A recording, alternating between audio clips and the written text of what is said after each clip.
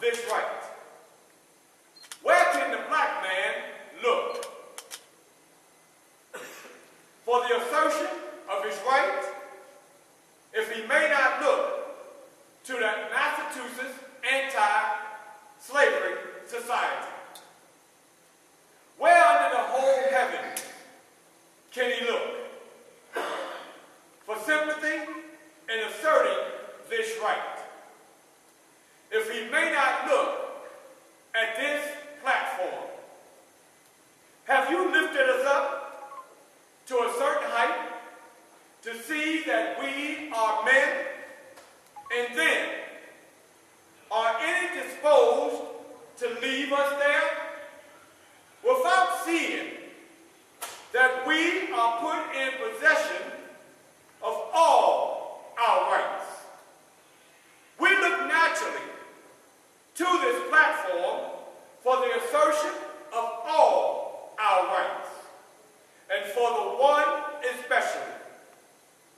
I understand the anti-slavery societies of this country to be based on two principles.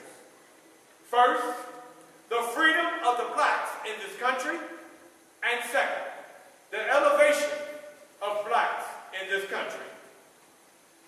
Let me not be misunderstood here. I am not asking for sympathy at the hands of the evolutionists. Sympathy at the hands of any. I think the American people are disposed often to be generous than just. I look over this country at the present time, and I see educational societies, sanitary commissions, freedmen associations, and the likes. All of these are very good. But in regard to the colored people, there is always more that is benevolent, I perceive, than just manifested towards us. What I ask for the Negro is not benevolence, not pity, not sympathy, but simply justice. The American people have always been anxious to know what they shall do with us. General Banks was distressed with solitude as to what he should do with the American Negro.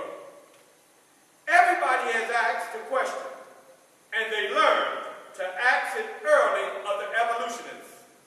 What shall we do with the Negro?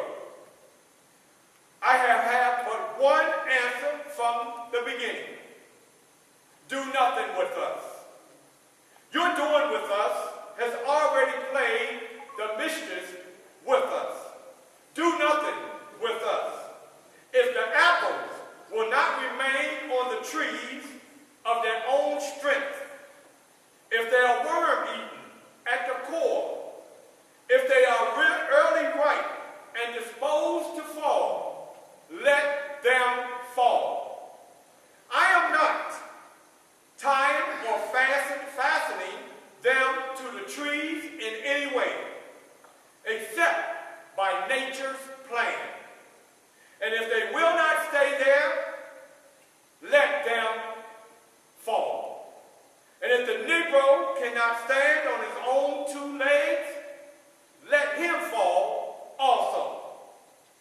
All I ask is, give him a chance to stand on his own two legs. Leave him alone. If you see him on the way to school, let him alone. Don't disturb him. If you see him going to